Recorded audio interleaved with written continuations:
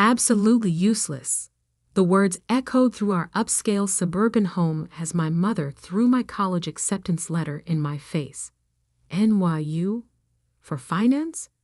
What a waste of money. I stood in our pristine kitchen, watching the letter flutter to the marble floor, my dreams of studying finance scattered like confetti at my feet. At 18, I had thought getting into one of the best business schools in the country would finally make my parents proud. I was wrong. Emma. My father's cold voice cut through the air.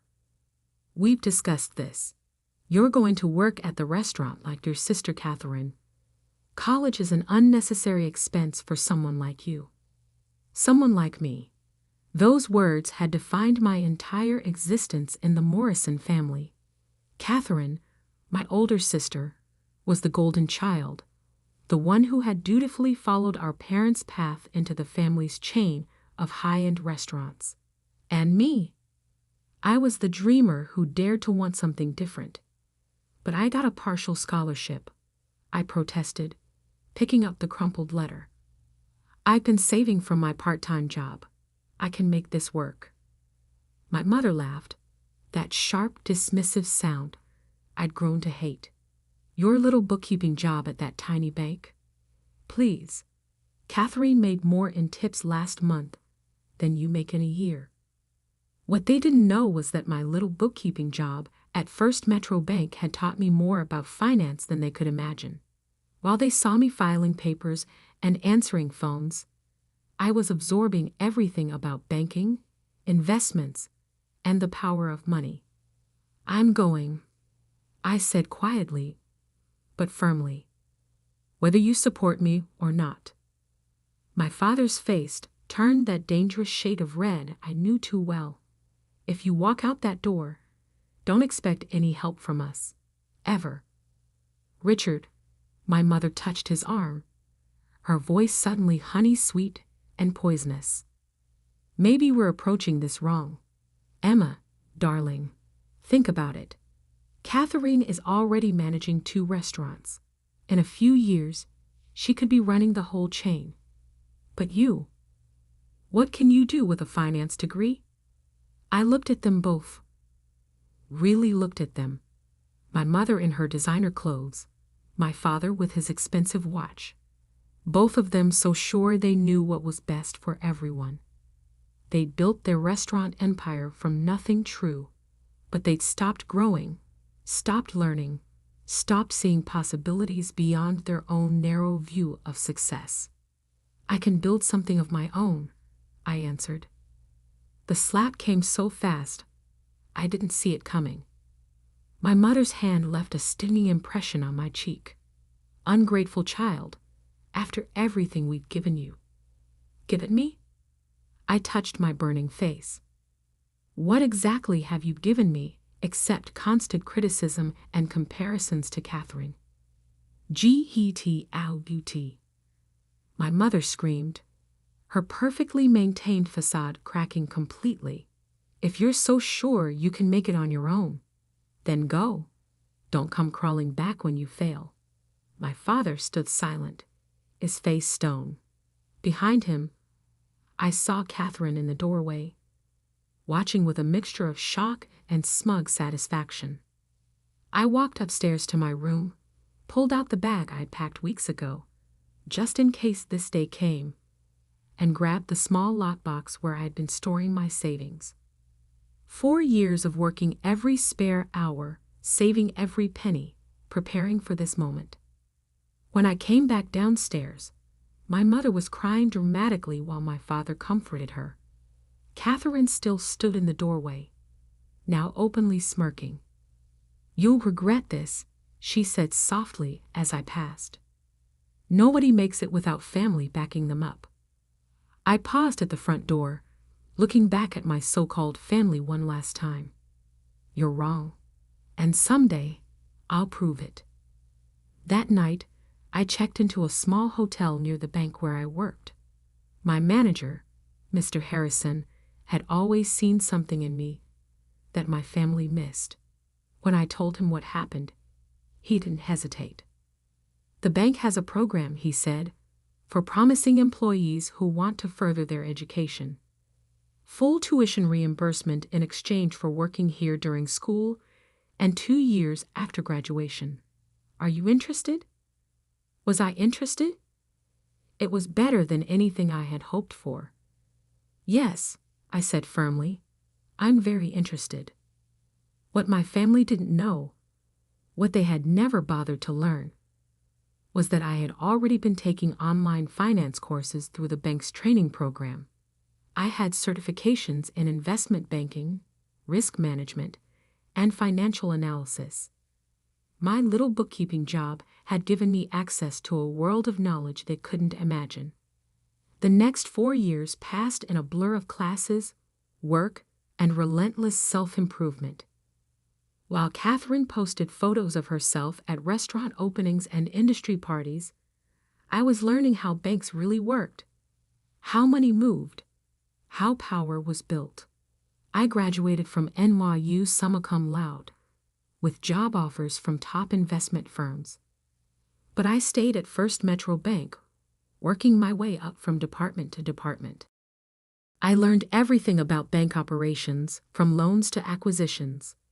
10 years after my parents threw me out, I founded my own investment company, Phoenix Financial. We specialized in buying struggling banks, restructuring them, and turning them into profitable powerhouses. My family's name and their precious restaurants meant nothing in the world I now inhabited. 5 years after that, an opportunity arose that I couldn't resist.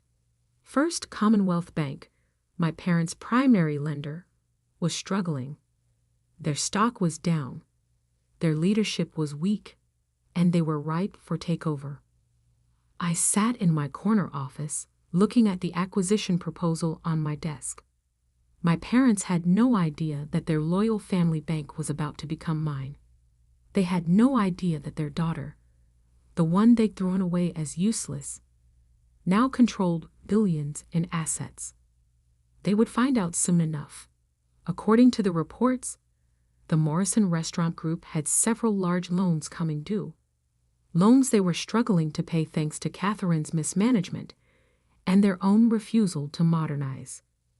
Soon, they would come begging for extensions, for better terms, for mercy from a bank they thought they knew. Instead, they would find me. I picked up the phone and dialed my chief operating officer. Janet, execute Project Homecoming. It's time to buy First Commonwealth Bank. The wheel had turned full circle. The useless daughter they'd thrown away was about to become their bank's owner. And unlike them, I understood exactly how to use that power. I opened my desk drawer and pulled out that crumpled NYU acceptance letter, the one I'd retrieved from the floor 15 years ago. I'd kept it as a reminder of where I started. Now it would serve as a reminder of how far I'd come. And my family? They were about to learn that sometimes the people you dismiss as useless turn out to be the most powerful of all. The takeover of First Commonwealth Bank went exactly as planned. The press announcement hit the morning news. Phoenix Financial acquires First Commonwealth in $2.8 billion deal. My parents wouldn't understand the significance yet. They never read the financial news. But they would soon enough. I sat in my new office at First Commonwealth's headquarters, reviewing their loan portfolio. The Morrison Restaurant Group's files lay open on my desk.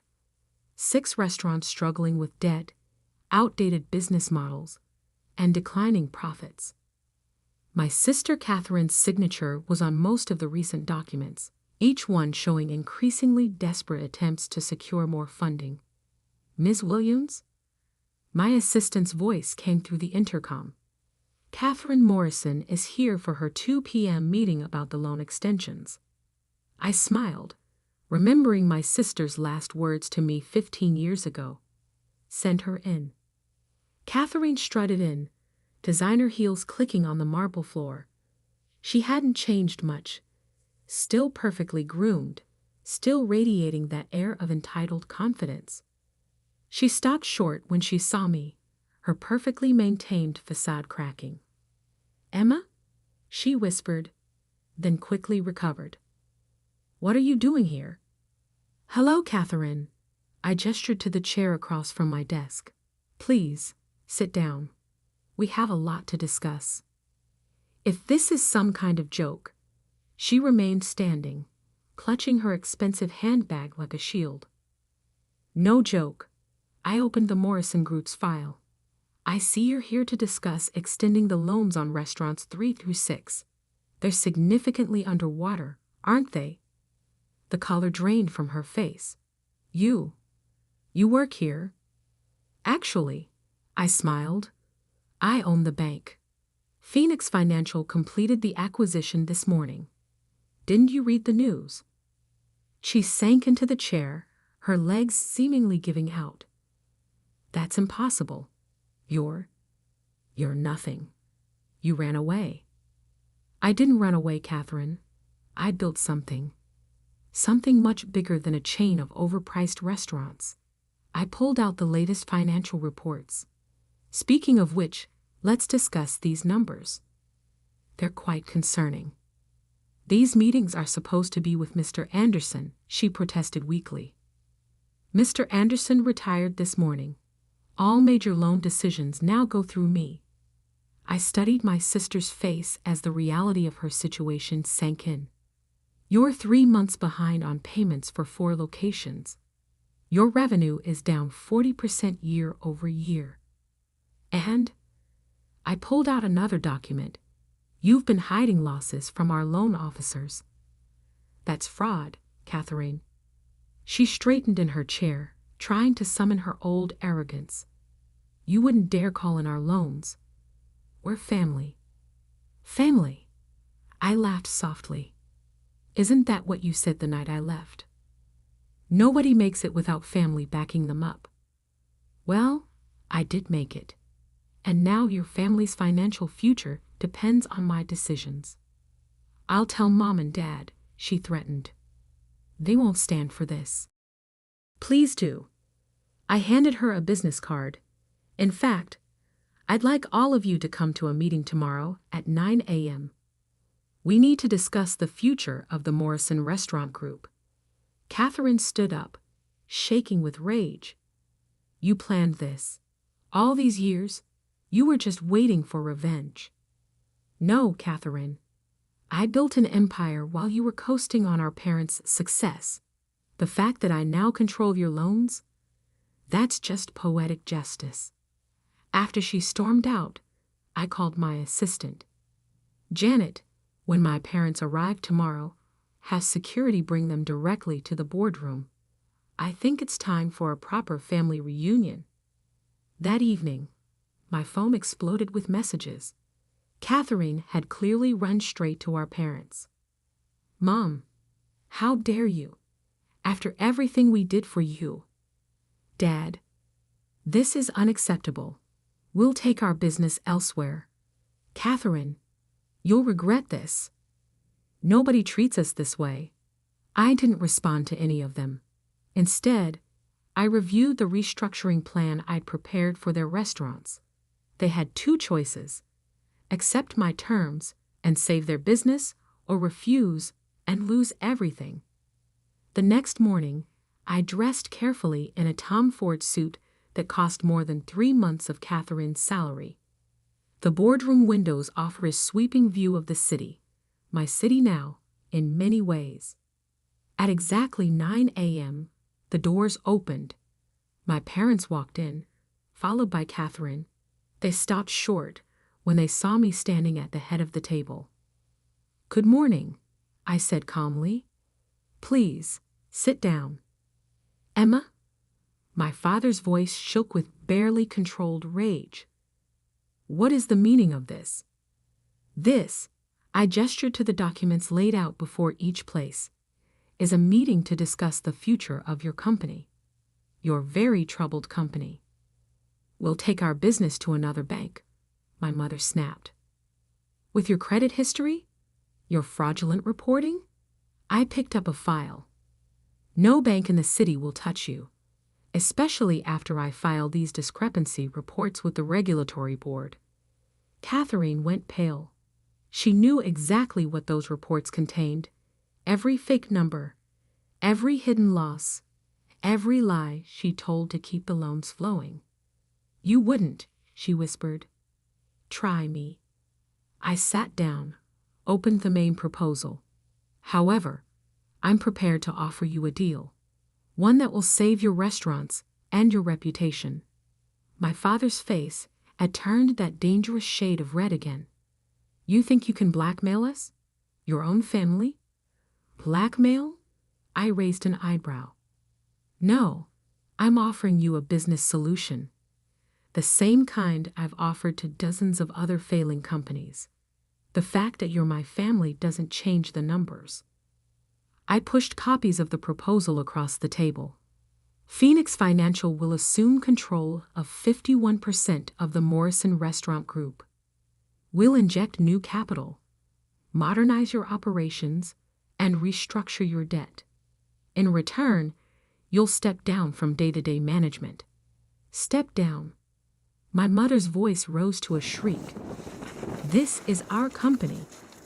"Not anymore," I replied calmly. "Right now. It's a failing company drowning in debt. I'm offering you a chance to save what's left." Catherine was frantically flipping through the proposal. This would make you our boss." "Yes," I agreed.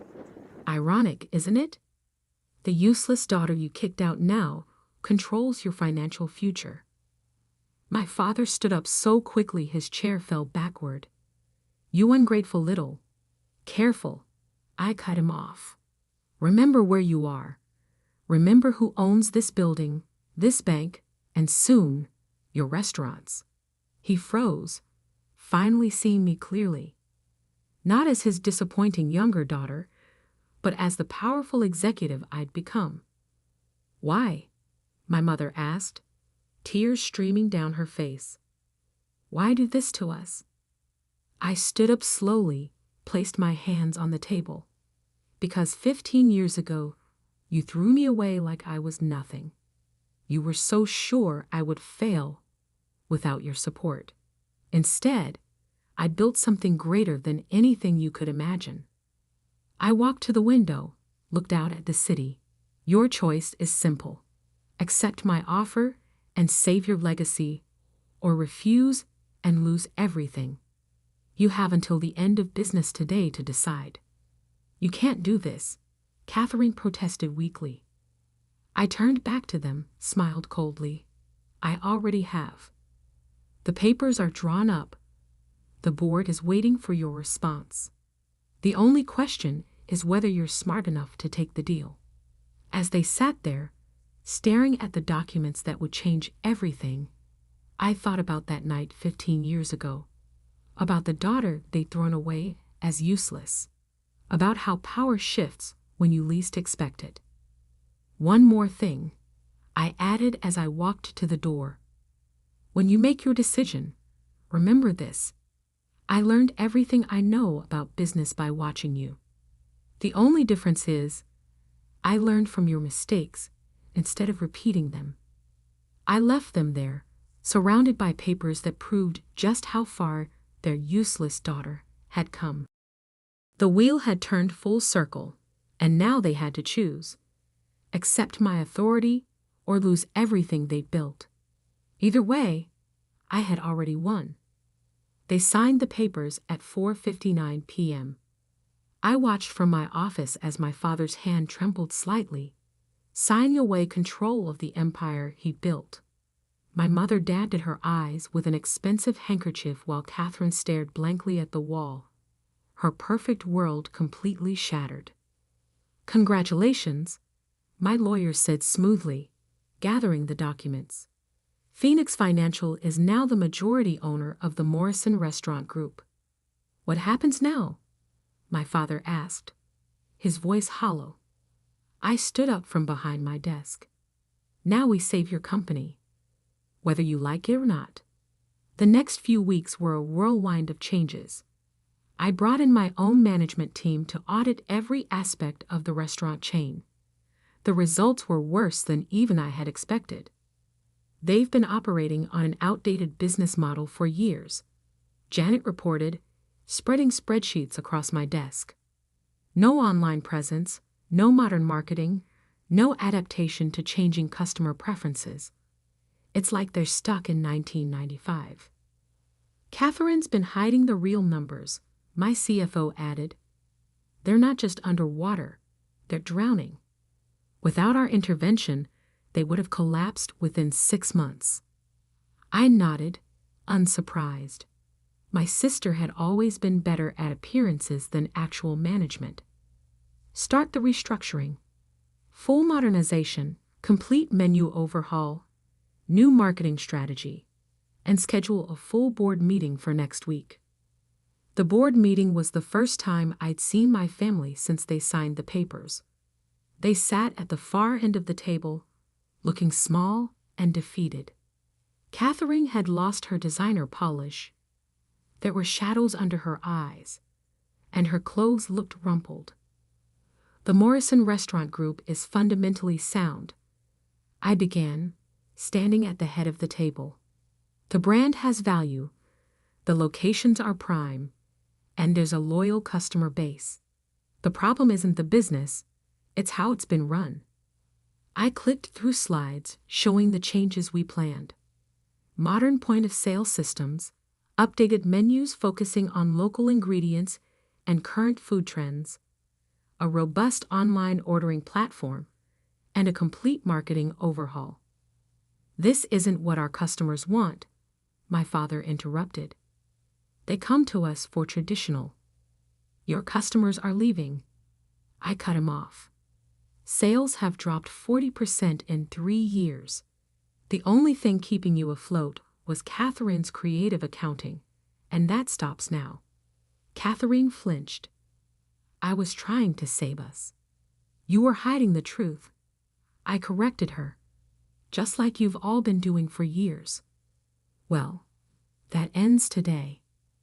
I laid out the new management structure.